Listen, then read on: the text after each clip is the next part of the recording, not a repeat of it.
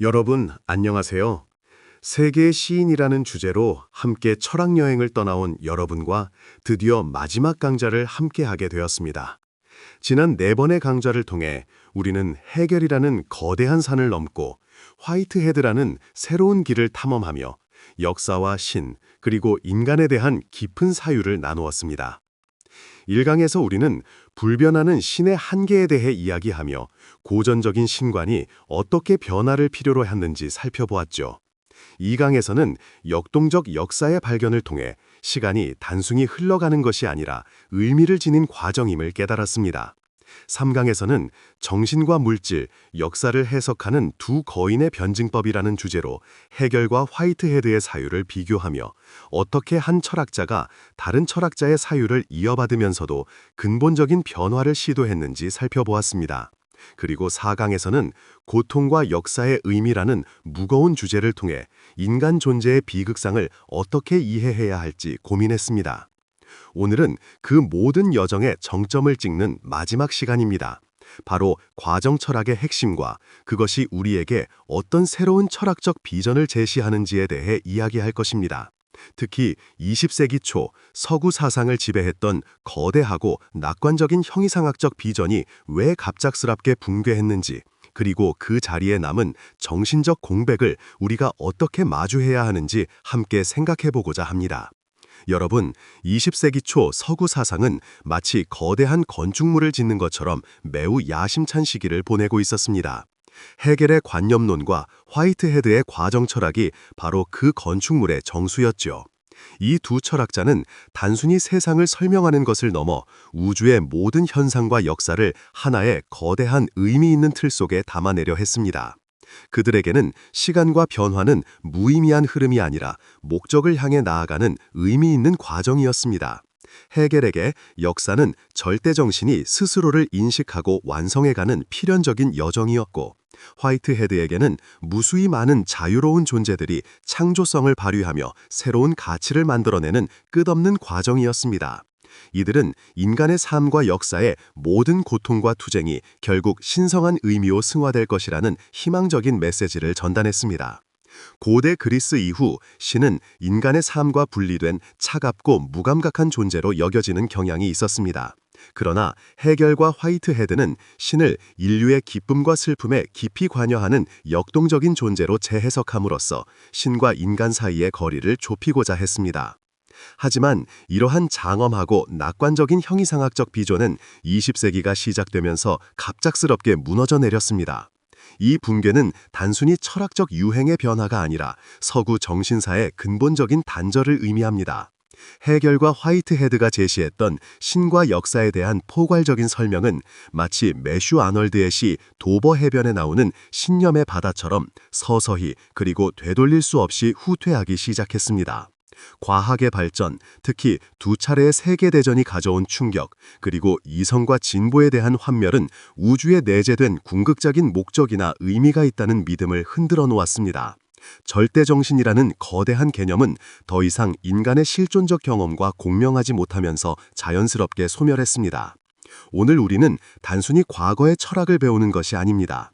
우리는 거대한 철학적 시스템의 흥망성쇠를 목격하며 그 과정을 통해 현대의 우리가 직면하고 있는 정신적 공백이 어디에서 비롯되었는지 그 기원을 탐색할 것입니다. 화이트헤드의 과정 철학이 헤겔의 유산을 이어받으면서도 개인의 자유라는 새로운 중심축을 세워 신의 전능함에 대한 전통적 이해를 해체하는 과정을 깊이 이해하는 것은 우리가 고통의 문제를 새로운 시각에서 바라보는 동시에 목적 없는 과정만이 남겨진 불확실한 세계를 어떻게 살아야 할지 고민하는 중요한 첫걸음이 될 것입니다. 20세기에는 개인의 자유를 세상의 가장 중요한 가치로 본 철학자 알프레드 노스 화이트헤드가 있었습니다. 그는 과정 철학이라는 독특한 사상을 만들었어요. 마치 마르크스가 헤겔의 철학을 뒤집었듯이 화이트헤드는 헤겔의 생각을 받아들이면서도 중요한 부분을 다르게 해석했죠. 하지만 이러한 장엄하고 낙관적인 형이상학적 비전은 20세기가 시작되면서 갑작스럽게 무너져 내렸습니다. 이 붕괴는 단순히 철학적 유행의 변화가 아니라 서구 정신사의 근본적인 단절을 의미합니다. 헤겔과 화이트헤드가 제시했던 신과 역사에 대한 포괄적인 설명은 마치 매슈 아놀드의 시 도버 해변에 나오는 신념의 바다처럼 서서히 그리고 되돌릴 수 없이 후퇴하기 시작했습니다. 과학의 발전, 특히 두 차례의 세계대전이 가져온 충격, 그리고 이성과 진보에 대한 환멸은 우주에 내재된 궁극적인 목적이나 의미가 있다는 믿음을 흔들어 놓았습니다. 절대정신이라는 거대한 개념은 더 이상 인간의 실존적 경험과 공명하지 못하게 되면서 자연스럽게 소멸했습니다. 오늘 우리는 단순히 과거의 철학을 배우는 것이 아닙니다. 우리는 거대한 철학적 시스템의 흥망성쇠를 목격하며 그 과정을 통해 현대의 우리가 직면하고 있는 정신적 공백이 어디에서 비롯되었는지 그 기원을 탐색할 것입니다. 화이트헤드의 과정 철학이 해결의 유산을 이어받으면서도 개인의 자유라는 새로운 중심축을 세워 신의 전능함에 대한 전통적 이해를 해체한 과정을 깊이 이해하는 것은 우리가 고통의 문제를 새로운 시각에서 바라보는 동시에 목적 없는 과정만이 남겨진 불확실한 세계를 어떻게 살아가야 할지 고민하는 중요한 첫걸음이 될 것입니다. 헤겔은 절대정신이라는 것이 역사를 이끌어간다고 보았습니다. 하지만 화이트헤드는 그 절대정신을 신이라고 부르며 세 가지 역할로 나누었어요. 원초적 본성은 세상의 모든 가능성을 담고 있는 신의 첫 번째 모습입니다. 아직 실현되지 않은 씨앗 같은 존재죠. 귀결적 본성은 역사의 모든 사건이 신의 의식 속으로 들어가 완성된 경험이 되는 순간입니다. 마치 씨앗이 자라 열매를 맺은 모습과 같아요. 초월적 본성은 이렇게 완성된 신의 경험이 다시 세상 속으로 흘러들어와 미래에 영향을 미치는 모습입니다. 열매의 씨앗이 다시 새로운 생명을 만드는 것처럼요. 헤겔은 역사가 필연적으로 흘러간다고 생각했지만 화이트헤드는 이 두 번째 순간을 완전히 바꾸어 놓았어요. 이제 역사는 신이 정해놓은 길을 따라가는 게 아니라 수많은 개인들의 자유로운 선택이 모여 만들어지는 것으로 본 거죠. 화이트헤드에 따르면 신은 더 이상 모든 것을 통제하는 전능한 존재가 아닙니다. 대신 신은 우리가 더 좋은 선택을 하도록 영향을 주거나 유혹하는 역할을 할 뿐이죠. 마치 좋은 멘토나 부모처럼요. 신은 우리의 미래를 결정하지 않고 심지어 미래에 대한 통제권도 거의 없어요. 예전에는 신이 모든 것을 명령하는 위대한 독재자였다면 이제는 우리 각자가 더 나은 길을 선택하도록 설득하는 위대한 설득자가 된 거예요. 신은 수많은 작은 존재들이 만들어가는 역사를 그저 지켜볼 수밖에 없으며 우리가 내린 선택에 동의하는 것 말고는 할 수 있는 게 없답니다. 그는 신을 위대한 동반자이자 이해하는 연민의 존재라고 표현했어요. 마치 옆에서 항상 응원해주고 이해해주는 친구처럼 말이죠. 이러한 화이트헤드의 생각은 17세기 철학자 고트프리트 라이프니츠에게서 영향을 받았습니다. 그는 온 우주가 셀 수 없이 많은 아주 작은 조각들, 즉 모나드로 이루어져 있다고 생각했어요. 모나드는 모든 존재의 기본 단위입니다.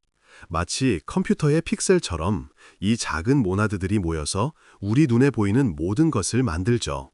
모나드는 창문이 없다고 말했어요. 즉, 서로 직접 소통하거나 영향을 주고받을 수 없다는 뜻이죠.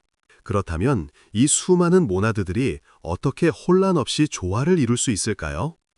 라이프니츠는 신이 미리 모든 모나드들의 움직임을 완벽하게 맞춰놓았기 때문이라고 설명했습니다. 마치 여러 대의 시계를 정확히 맞춰놓으면 서로 소통하지 않아도 같은 시간을 가리키는 것과 같죠. 이 모나드들은 돌멩이처럼 아주 단순한 모나드부터 맨 꼭대기에 있는 신의 모나드까지 복잡성에 따라 단계별로 나열됩니다. 우리 인간은 그 중간쯤에 위치해 있고 우리 몸을 이루는 수많은 작은 모나드들을 지배하는 지배적 모나드를 가지고 있다고 보았어요. 화이트헤드는 라이프니츠의 모나드 개념을 가져와 사건이라는 개념으로 발전시켰습니다. 아주 짧은 순간에 존재하는 이 작은 사건들이 모여서 우리가 사는 세상을 만들어가고 신은 이 과정에 관여하며 더 좋은 방향으로 이끌기 위해 노력하는 것입니다. 화이트헤드는 라이프니츠의 모나드 개념을 새롭게 바꾸어 사건이라고 불렀습니다. 이 사건들은 우주를 이루는 가장 기본적인 조각들이죠. 라이프니츠의 모나드는 창문이 없어 서로 소통할 수 없었지만 화이트헤드는 이 사건들에 창문을 달아주었습니다. 이로써 각각의 사건들은 서로에게 영향을 주고받을 수 있게 되었죠. 하지만 이 사건들은 아주 짧은 순간만 존재하다가 사라집니다. 마치 찰나의 불꽃처럼요. 그렇다면 우리가 보는 세상은 어떻게 안정적으로 유지될까요? 바로 이전 사건이 다음 사건에게 자신의 특성을 대부분 물려주기 때문입니다. 마치 그림을 그릴 때 이전 붓터치가 다음 붓터치에 영향을 주는 것처럼요. 각 사건은 모든 이전 사건들로부터 정보를 파악합니다. 이 정보를 자기만의 방식으로 독특하게 받아들이고 아주 작은 창조 행위를 통해 새로운 형태로 재구성하죠. 그리고 이 새로운 정보를 다음 사건에게 넘겨주면서 미래를 향한 창조적인 발전을 이끌어갑니다. 이처럼 세상은 수많은 사건들이 끊임없이 정보를 주고받으며 새로운 것을 만들어내는 과정 그 자체입니다. 그래서 그의 철학을 과정 철학이라고 부르는 것입니다. 화이트헤드의 세계에서 신은 더 이상 역사를 이끄는 절대적인 존재가 아닙니다. 대신 신은 모든 사건에 가능성을 제공하는 역할을 합니다. 신은 그저 수많은 창조적 사건들이 어떤 식으로 전개될지 기다릴 수밖에 없죠. 신은 자유로운 선택을 한 사건들을 품에 안고 이들을 조화로운 경험으로 통합합니다.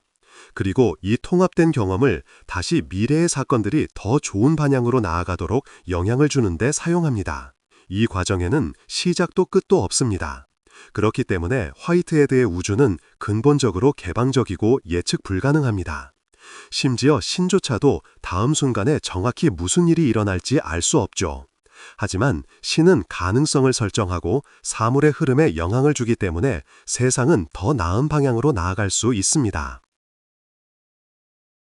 화이트헤드에게는 궁극적인 목표나 완성이란 없습니다.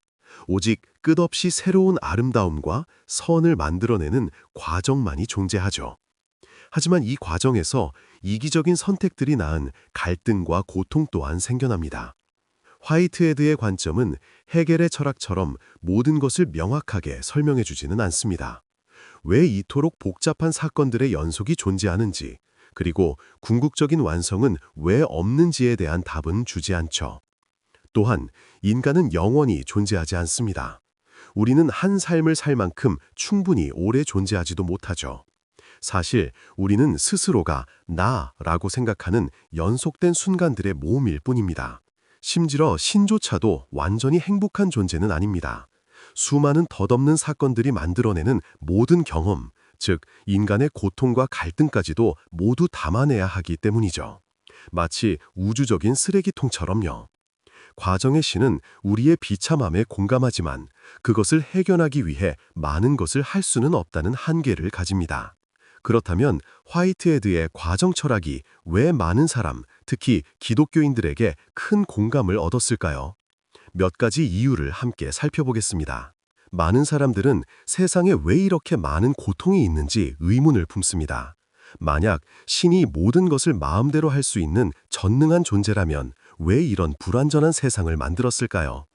과정 철학은 이 질문에 답을 제시합니다. 세상의 고통은 신이 일부러 만든 것이 아니며 수많은 자유로운 사건들의 충돌과 선택에서 비롯된 과정의 일부일 뿐이라고 말하죠. 신은 이 고통을 완화하기 위해 노력하지만 그 고통의 발생 자체를 막을 수는 없습니다. 이렇게 우리와 함께 고통을 느끼고 공감하는 신의 모습은 완벽하지만 멀게 느껴지는 신보다 훨씬 따뜻하게 다가옵니다. 과정 철학은 우리 각자의 선택에 엄청난 의미를 부여합니다. 우리는 자신의 행동에 온전히 책임을 져야 합니다. 신조차도 우리의 자유로운 선택을 강제로 바꾸지 않기 때문이죠. 세상에 존재하는 대부분의 악은 인간의 자유로운 선택에서 비롯됩니다. 신은 이를 막기 위해 우리의 자유를 빼앗지 않습니다. 그래서 미래는 신이 아닌 우리들의 책임이 됩니다. 우리가 어떤 창조적인 일을 할 수도 있지만 동시에 파괴적인 행동을 할 수도 있다는 사실이 여기에 포함됩니다. 많은 사람에게 사랑으로 설득하는 신의 개념은 매우 매력적입니다. 무조건적인 복종을 강요하는 폭군적인 지배자가 아니라 우리를 인내하고 격려하며 동행해주는 신이죠. 이는 루터교의 케노시스 개념과도 연결됩니다. 케노시스는 그리스어로 비움을 의미하는데, 이는 신이 스스로의 권능과 영광을 비우고 인간의 모습을 취했다는 것을 의미합니다. 과정 철학에서도 신은 무한한 힘이나 지식을 내려놓고 창조물들의 경험과 고통을 함께 나누는 존재로 그려집니다. 과정 철학의 또 다른 중요한 강점은 바로 객관적 불멸성입니다. 우리의 삶은 언젠가 끝납니다. 우리는 영원히 살 수 없지만 우리가 살아온 모든 경험 그리고 선한 것들은 신의 기억 속에 영원히 보존됩니다. 신은 모든 것을 잊지 않는 포괄적인 정신이기 때문이죠. 우리가 한 행동은 헛되이 사라지지 않고 신의 기억 속에서 미래를 형성하는 데 영향을 미칩니다. 이처럼 내가 살았다는 사실 자체가 영원히 기억되는 것, 많은 사람에게는 이것만으로도 충분한 불멸성으로 다가옵니다. 수십억 년 동안 무언가를 해야 한다는 막연한 생각보다 훨씬 현실적이고 따뜻하게 느껴지기 때문입니다. 헤겔의 관념론과 화이트헤드의 과정 철학은 많은 면에서 다릅니다. 헤겔의 철학을 관념론이라고 부르는 이유는 모든 물질 세계가 순수 정신이 드러난 현상이라고 생각했기 때문입니다. 마치 마음속 생각이 현실로 나타나는 것처럼 말이죠. 헤겔, 그는 신, 즉 정신이 모든 것을 움직이는 궁극적인 원인인 능동 원리라고 보았습니다. 정신은 역사를 통해 자신을 드러내고 마침내 완전한 상태에 이른다고 생각했어요. 화이트헤드, 그는 우주를 이루는 수십억 개의 사건 하나하나가 모두 궁극적인 원인이라고 보았습니다. 완전한 상태는 없으며 끝없이 새롭고 창조적인 가치가 계속해서 실현될 뿐이라고 주장했죠. 신은 전체 과정을 아우르고 설득하는 존재일 뿐 모든 것을 움직이는 궁극적인 원인은 아닙니다. 하지만 이 두 철학은 시간, 변화, 창조성, 그리고 역사가 중요하다고 보는 공통점을 가집니다. 또한 신이 고통과 투쟁으로 가득한 역사에 더 깊이 관여한다고 보았죠. 고대 그리스의 신들은 일리아스에 나오는 것처럼 변덕스럽고 무관심한 존재로 묘사되기도 했습니다. 완벽한 삶을 살면서 인간의 고통에는 무관심했죠. 하지만 시간이 흐르면서 신에 대한 이해가 바뀌었습니다. 고전 철학의 신은 자기 성찰이라는 완벽한 삶에서 벗어나 세상의 기쁨과 고통에 진정으로 관계를 맺기 시작합니다. 헤겔과 화이트헤드에 와서는 신이 투쟁과 쇠퇴의 세계에서 가치를 창조하려 애쓰는 인간의 고통 속으로 들어오는 존재가 된 것이죠. 이러한 관점에서 진정한 인간의 삶은 다음과 같습니다. 모든 종류의 선을 인지하고 숭배하며 그 선의 근원에 감사하는 삶, 고통과 투쟁 속에서도 새롭고 독특한 선을 만들어내려는 책임감을 다하는 삶, 세상의 역사를 이끄는 신성한 힘과 화해하려 노력하는 삶, 궁극적으로 우리의 삶이 신 안에서 완성될 것이라는 희망을 품고 사는 삶. 헤겔과 화이트헤드의 철학은 20세기 초 독일과 영국에서 큰 영향력을 가졌습니다. 하지만 지금은 소수의 사람들만 지지하는 믿음이 되었습니다. 왜 이렇게 갑작스럽고 완전하게 붕괴했을까요? 이것은 역사적 변증법의 법칙에 따라 모든 주장은 그 반대를 낳게 되는 것처럼 이러한 신이해가 확산되자마자 그 한계가 드러났기 때문입니다. 오늘날 많은 사람들은 이 두 철학자의 이름만 들어도 아는 듯한 미소를 짓습니다. 이는 그들의 사상이 한때는 지배적이었지만 이제는 과거의 유산처럼 여겨진다는 것을 의미합니다. 그 붕괴의 이유는 여러 가지가 있을 수 있지만 세상의 복잡성을 하나의 거대한 체계로 설명하려는 시도가 현대사회의 다양한 관점과 부딪혔기 때문일 수도 있습니다. 헤겔의 절대정신은 단순히 논리적인 논쟁 때문에 사라진 것이 아닙니다. 그것은 사람들의 마음속에서 더 깊고 근본적인 힘에 의해 서서히 잠식되어 갔습니다. 이 변화를 가장 잘 보여주는 작품 중 하나가 바로 매슈 아널드의 시 도버 해변입니다. 이 시는 한때 세상을 가득 채웠던 신념의 바다가 서서히 빠져나가는 모습을 묘사합니다. 신념의 바다는 한때 가득 차 모든 해변을 빛나는 허리띠처럼 둘렀지. 하지만 이제 들리는 건 슬프고 긴 후퇴의 소리뿐. 시인은 과거에는 모든 것을 설명해주던 굳건한 믿음이 마치 바닷물이 썰물처럼 빠져나가고 그 자리에 흐릿하고 맨 돌만 남았다고 노래합니다. 여기서 흐릿하고 맨 돌은 진리가 사라진 황량한 현실을 상징합니다. 이제 시인은 이렇게 말합니다. 오 사랑하는 이여, 우리 서로에게 진실합시다.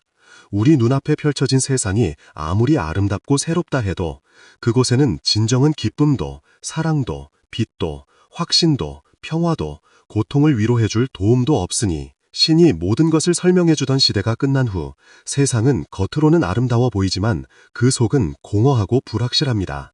더 이상 절대적인 진리나 위로를 찾을 수 없게 된 것이죠. 마지막 구절은 이러한 혼란을 더욱 절절하게 보여줍니다. 우리는 마치 어두운 들판 위에 서 있는 것만 같네. 싸움과 투쟁에 대한 혼란스러운 걱정으로 가득한 이곳, 밤중에 미지의 군대들이 서로 충돌하는 곳에 이 시의 어두운 들판은 우리가 사는 세상을 의미합니다. 그리고 밤중에 충돌하는 미지의 군대는 우리가 누구인지 어디로 가야 할지 모르는 채 서로 부딪히며 혼란스러워하는 모습을 상징합니다. 헤겔의 절대정신과 같은 거대한 믿음 체계가 사라진 자리에 남은 것은 바로 이러한 불확실성과 외로움입니다. 화이트헤드의 과정 철학이 제시한 설득하는 신의 모습은 바로 이러한 시대적 고뇌 속에서 등장했다고 볼 수 있습니다. 모든 것을 해결해주지 못하지만 적어도 우리의 고통을 함께 나누고 응원해주는 존재를 찾고 싶었던 것이죠. 오늘까지 우리는 20세기 서구 철학을 지배했던 거대한 이야기, 즉 메타서사들이 어떻게 무너졌는지 살펴보았습니다. 헤겔의 관념론과 화이트헤드의 과정 철학은 역사를 통해 의미를 찾으려 했지만 아이러니하게도 그들의 이야기는 결국 그들 자신에 의해 부정되는 운명을 맞았죠. 이 철학적 붕괴는 우리에게 중요한 깨달음을 주었습니다. 더 이상 우리는 정해진 목적을 향해 나아가는 존재가 아니라는 사실입니다. 신의 계획이나 역사의 필연성에 따라 움직이는 꼭두각시가 아니라 수많은 창조적 사건 중 하나로서 매 순간 자신의 자유로운 선택으로 미래를 만들어가는 존재가 된 것입니다. 화이트헤드의 과정 철학은 신을 위대한 독재자에서 위대한 설득자로 바꾸어 놓았습니다. 이로 인해 신은 더 이상 모든 것을 완벽하게 통제하는 존재가 아니게 되었죠. 이러한 새로운 신의 모습은 세상의 고통을 설명하는데 나름의 해답을 제시합니다. 고통은 신이 일부러 만든 것이 아니라 우리와 같은 자유로운 행위자들의 선택에서 비롯된 과정의 본질적인 부분이기 때문입니다. 하지만 이러한 관점은 우리에게 존재론적 허무주의의 그림자를 드리우기도 합니다. 우리는 더 이상 하나의 일관된 삶을 사는 것이 아니라 순간적인 삶들의 연속을 살아가는 존재가 되었습니다. 우리의 모든 노력과 경험은 객관적 불멸성이라는 신의 기억 속에만 남겨질 뿐 영원히 이어지는 삶은 없죠. 어떤 사람에게는 이것이 충분한 위안이 될 수 있지만 또 다른 사람에게는 모든 것이 한순간 사라지는 것처럼 느껴질 수 있습니다. 결론적으로 20세기 서구 철학의 붕괴는 단순히 하나의 철학이 다른 철학으로 대체된 사건이 아닙니다. 그것은 모든 것을 설명해주던 거대한 이야기가 끝났음을 알리는 상징적인 사건이었죠. 이제 현대 철학은 우주 전체를 아우르는 이론을 구축하려 하지 않습니다. 대신 인간 실존의 파편화된 경험과 삶의 불확실성에 초점을 맞추게 되었죠. 마치 매슈 아놀드의 시 도버 해변이 노래하듯이 한때 모든 것을 설명해주던 신념의 바다는 사라지고 우리는 어두운 들판에 홀로 남겨진 듯한 불안감을 느낍니다. 하지만 이러한 붕괴는 동시에 새로운 가능성을 열어줍니다.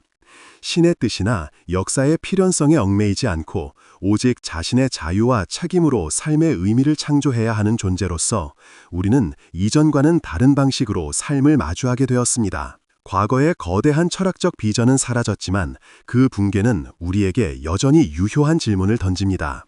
의미가 사라진 것처럼 보이는 세상에서 우리는 어떻게 살아가야 할까요? 우리 이야기는 바로 그 질문에 대한 답을 찾는 첫걸음이 될 것입니다.